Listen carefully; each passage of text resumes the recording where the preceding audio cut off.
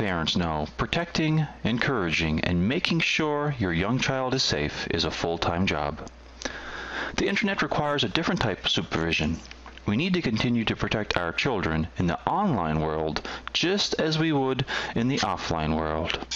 In this short step-by-step parent survival guide, you'll learn how to lock Google's safe search function and how to lock YouTube safety mode for anybody who uses your computer.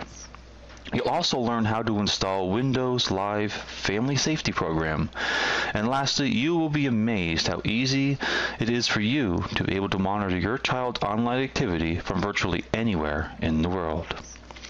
Before we start, though, you will need to have your own free account set up with Google or YouTube, as both are connected now, and as well a Windows Live account. You can pause this video right now, go to google.com and live.com to set up your accounts. This video focuses on 3 ways to manage online content delivered to your child. I have broken down these 3 methods into a 7-step process. This guide is intended to be used as a reference. Take your time. Feel free to pause the video or return to the video as often as you need in order to learn these powerful online techniques to help protect your family. As you can see, these are images of my family. I'm witnessing some shocking episodes online. And yes, even the father needs to be protected at some point.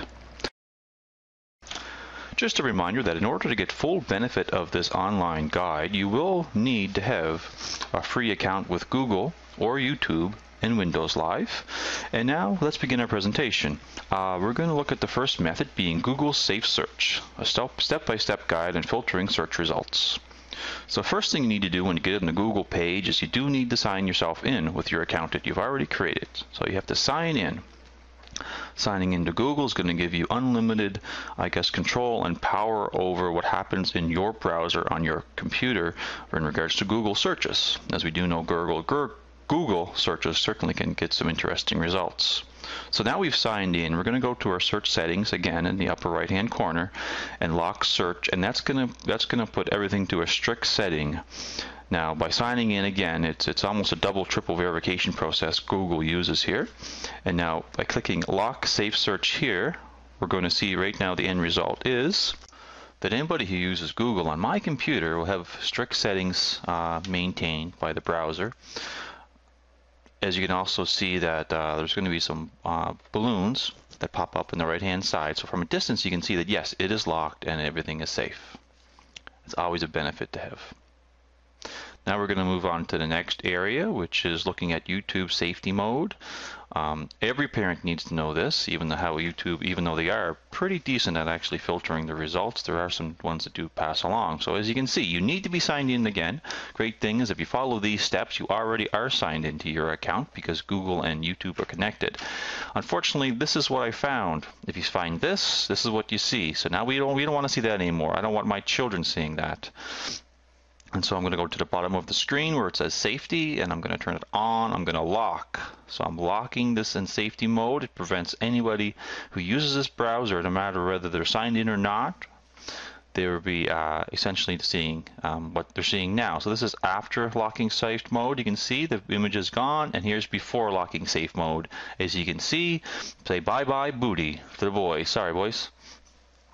So now in terms of what we're going to look at now is the family safety filter. This is extremely important if you're looking at monitoring your child activity online, and as we're going to get into later on about the details we can go. So we're going to go to the famous start button right there at the bottom left hand. We're going to type in the words create an account, because in order to do this you have to have an account, which would be an administrator account as a parent, and the child, or as many children as you want, they need to have a standard user account, which is the default account. We're going to name our child Joel.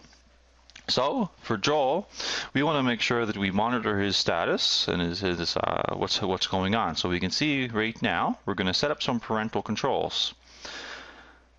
So we're going to go to this screen.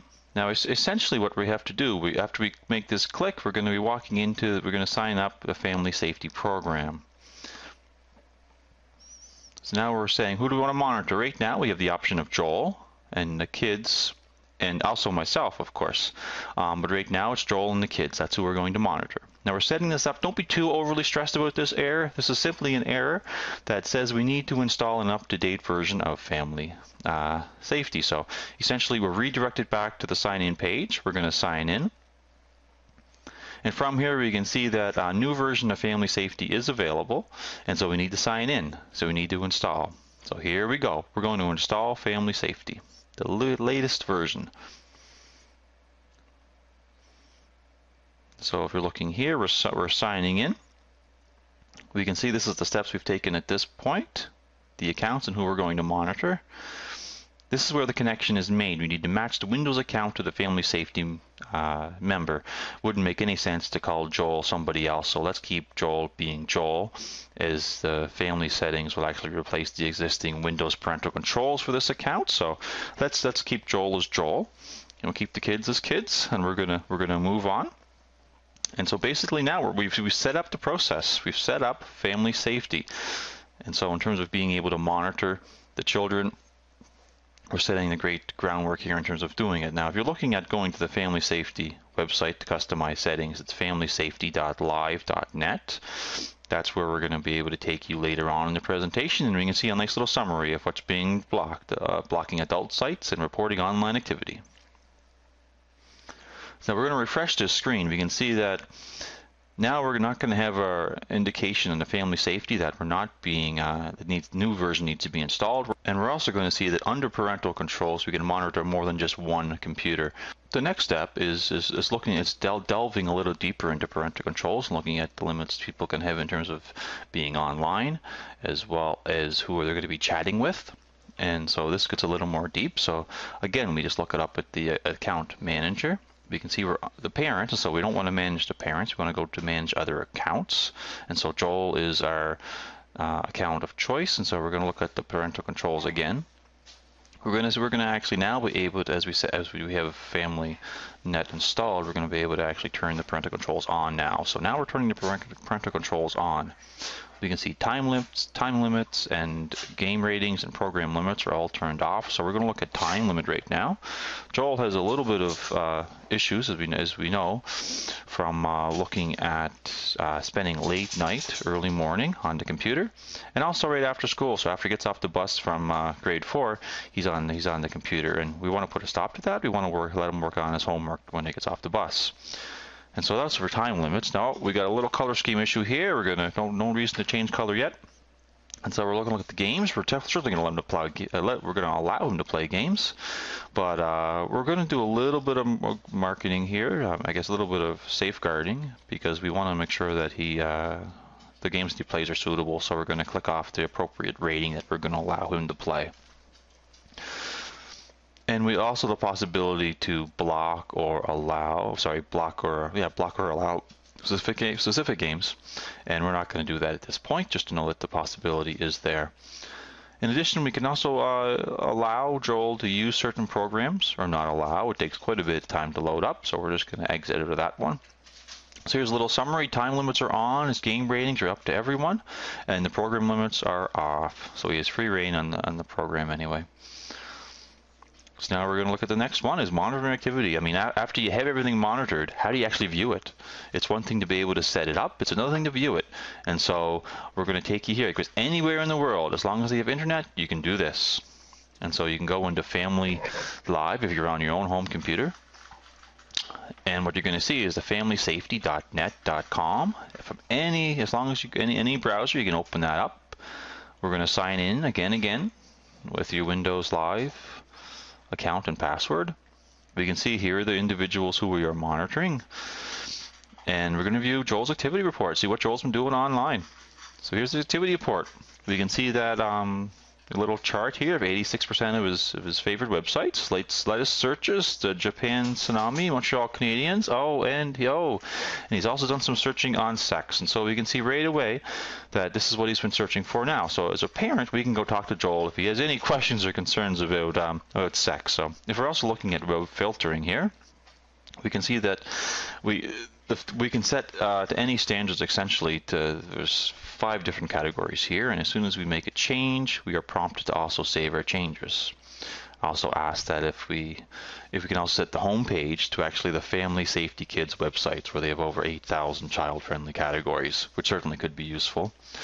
If we're looking at filtering, for some strange reason, Joel's parents have decided we don't want him to be educated, and so they're actually blocking this website, which is Holland College. Activity reporting, well, we've already been there. Now, the contact management is really interesting because we can actually limit who our child talks to and chats with, which is really important. It certainly could be. So again, we have requests that if Joel wants to actually have access to a program, he can actually request that, if not in person, also online. So that basically sums up what we have here. So now we're going to look at the 6th step in the process, as we want to test on the child's user account to make sure that actually these settings are working.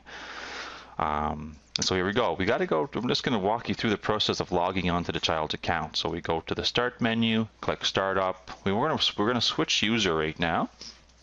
And we see this pop up that tells the child they are being monitored. It's important to know. It also may deter children from visiting sites because they know they are being monitored. We're just going into Firefox here and going into Google and typing at Summerside Storm. You can see the safe search has been strict. Storm comes up and it's strict, and the word sex doesn't pull up any documents at all, which we know certainly there'd be at least a few on that topic on Google for sure. We're going to try a little bit of different search terms. We're going to try naked. This is actually telling us that naked has been blocked, has been filtered because of the Google search is active. Let's try another one. Let's try nude. Nude as well. We're getting the same response that nude also has been filtered because Google Safe Search is active. So now we're just going to go back to Summerside Storm. We're going to look at the images now just to see if we can have any more assertion here. Basically how to report an inappropriate image. Certainly images are a little harder to be, I guess, protected. There could be some different content in images. So if you just type up the image, we're going to go to the Safe Search, which is strict, to drop down. It says Report Offensive Images. Then we have a Report button highlighted. So if we are searching as a parent, we find that there's an image there that's inappropriate, we can report that. So now on to the YouTube. Is it working on the kid's account? Well, naked pulls up nothing, and nude pulls up nothing. We can see they're not signed in, but safety is on, and that is because of the settings you set as a parent. Now, the last step in the process is basically to explore and have fun. The more knowledgeable and aware you can be about how to maneuver around your computer, the better. So let's just have a little bit of fun. Let's see, can you access your child's desktop, for instance, on their account from your account? And if you follow these steps at your local computer to users, go to Joel, you're going to have to give permission, but since you're an administrator, you can do that. Now what you're looking at right here is Joel's account. If you want to go into the desktop, we simply need to click the desktop.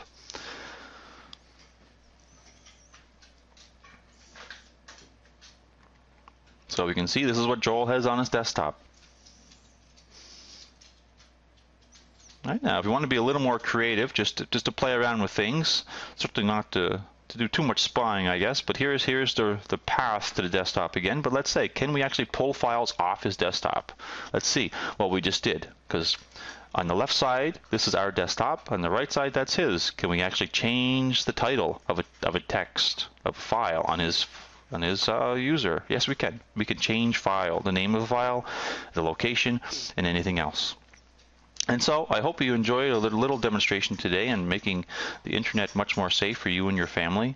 It was rather a quick introduction, but feel free to return to it as often as you wish and pause it and play it, or you can even send me an email if you like. It's been a pleasure. Thank you.